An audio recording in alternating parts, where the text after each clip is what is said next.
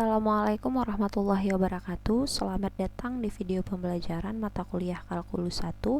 Pada video pembelajaran kali ini saya akan melanjutkan pembahasan mengenai kekontinuan pada interval, di mana sebelumnya saya sudah membahas mengenai kekontinuan fungsi pada suatu titik serta kontinu kiri dan kontinu kanan pada suatu titik.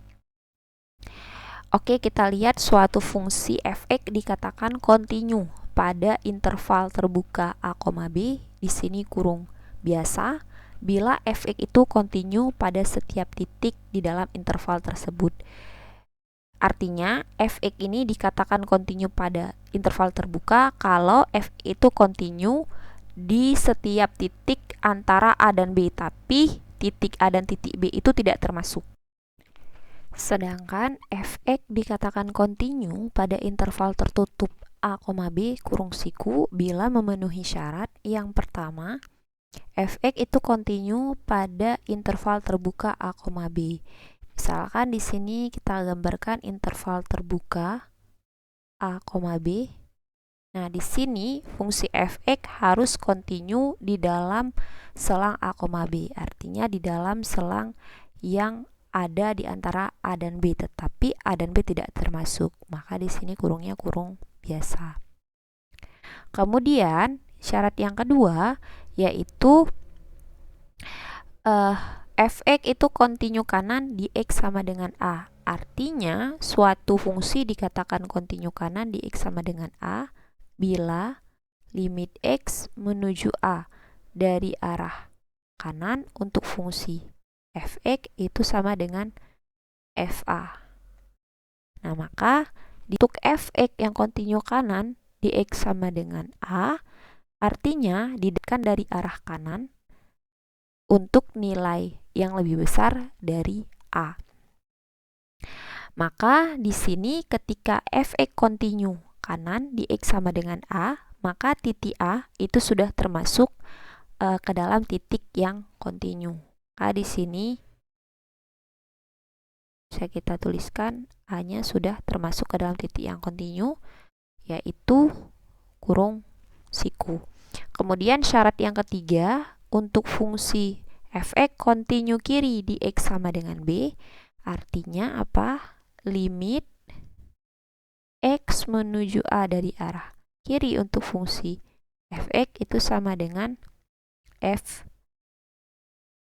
a. Karena di sini x-nya sama dengan b, bisa kita ganti ini jadi b, ini jadi b. Artinya apa? Artinya ketika f(x) kontinu kiri di x sama dengan b, itu didekatkan dari arah kiri untuk nilai yang lebih kecil dari b. Ini.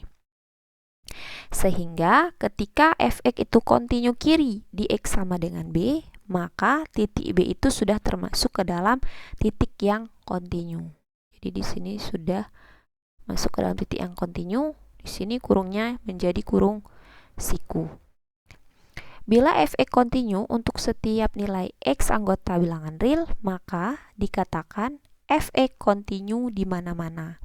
Artinya ketika suatu fungsi itu kontinu pada setiap x elemen real tanpa terkecuali, atau pada setiap nilai x anggota bilangan real tanpa terkecuali, maka bisa kita simpulkan fungsi itu kontinu di mana-mana. Artinya dia kontinu di titik manapun tanpa terkecuali. Fungsi yang kontinu di mana-mana itu contohnya adalah fungsi polinomial. Misalkan f(x) sama dengan x tambah 3. Nah, fungsi ini adalah fungsi polinomial, dia akan selalu terdefinisi di setiap nilai x berapapun tanpa terkecuali. Nah, kemudian kalau kita gambar pun kurvanya ini berupa kurva yang mulus, sehingga karena dia di sini terdefinisi di nilai x berapapun, maka bisa kita pastikan juga nilai limit kiri dan limit kanannya itu ada dan nilainya sama. Nah, kita lihat teorema. Katanya fungsi polinom kontinu di mana-mana. Oke, kemudian fungsi rasional dengan bentuk f(x) per gx itu katanya kontinu pada domainnya. Nah, di sini kita tahu bahwa domain dari fungsi rasional itu adalah x anggota bilangan real, kecuali pada titik X yang menyebabkan fungsi di penyebut ini tidak terdefinisi atau bernilai 0. Misal di sini kita punya fx sama dengan akar pangkat n dari x, maka fungsi fx itu akan kontinu di setiap x ya, di setiap titik x di elemen real jika n-nya ganjil. Kemudian fungsi fx akan kontinu di setiap x anggota bilangan real positif jika n-nya genap. Oke, ini maksudnya kalau n di sini positif ya, kalau nilainya positif, maka dia akan kontinu di setiap bilangan real yang positif. Kalau ini genap. Sedangkan kalau dia n-nya ini ganjil, fungsi tersebut akan kontinu di seluruh titik x yang ada di elemen real. Artinya dia akan kontinu di negatif atau di positif. Bisa kita simpulkan dia akan kontinu di mana-mana. Kita lihat contoh, tentukan selang kekontinuan dari fx sama dengan akar x dikurang 4. Oke, penyelesaiannya berdasarkan teorema ini kita peroleh di mana di sini n-nya itu adalah 2 ya. Oke, bilangan pokok dari akar ini 2, tapi 2-nya tidak ditulis ya. Maka karena di sini n-nya genap, kita tahu bahwa berarti fungsi fx ini dia akan kontinu di x elemen real yang bernilai positif. Sehingga bisa kita tuliskan untuk fungsi fx sama dengan akar x kurang 4, ini akan kontinu pada domainnya. Domainnya yaitu x kurang 4 lebih besar sama dengan 0. Mengapa? Domain untuk fungsi akar itu adalah fungsi yang di dalam akar ini harus kita buat dia lebih besar dari sama dengan 0. Sehingga di sini domainnya x kurang 4 lebih besar sama dengan 0 atau x lebih besar sama dengan 4. Maka di sini kita akan periksa apakah fx kontinu kanan di x sama dengan 4. Kenapa di sini yang kita pakai adalah kontinu kanan, kenapa tidak kontinu kiri? Karena di sini kita tahu bahwa x-nya lebih besar dari sama dengan 4. Maka yang kita hitung adalah kontinu kanan.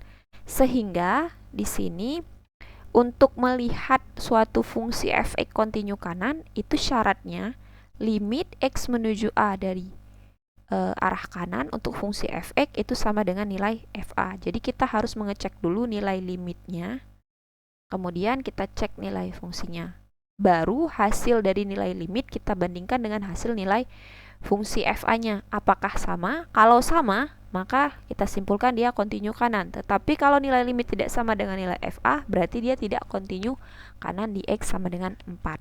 Oke, karena di sini x-nya sama dengan 4, berarti nilai a ini nanti kita ganti dengan 4. Sehingga limit x menuju 4 dari arah kanan untuk fungsi fx. Nah, kita tahu bahwa fx-nya itu adalah ini. Sehingga limit x menuju 4 dari arah kanan untuk akar x kurang 4 itu nilainya adalah 0. Jadi kita akan mengganti nilai x ini dengan 4. 4 kurang 4, 0. Akar 0, 0. Jadi nilai limitnya ada, yaitu 0. Sekarang kita akan mengecek nilai fa-nya. Berarti di sini karena x-nya sama dengan 4, kita akan mencek nilai f4. Diperoleh di sini nilai f4 sama dengan akar 4 dikurang 4. Jadi fungsinya fungsi fx-nya ini. Jadi x ini nanti akan kita ganti dengan 4. Jadi akar 0, 0.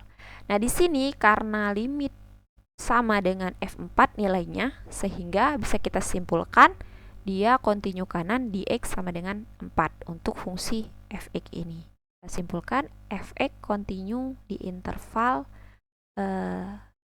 kurung siku 4, tak hingga ya. Jadi 4-nya ini termasuk. Sekian video pembelajaran kali ini. Sampai jumpa di video pembelajaran berikutnya. Assalamualaikum warahmatullahi wabarakatuh.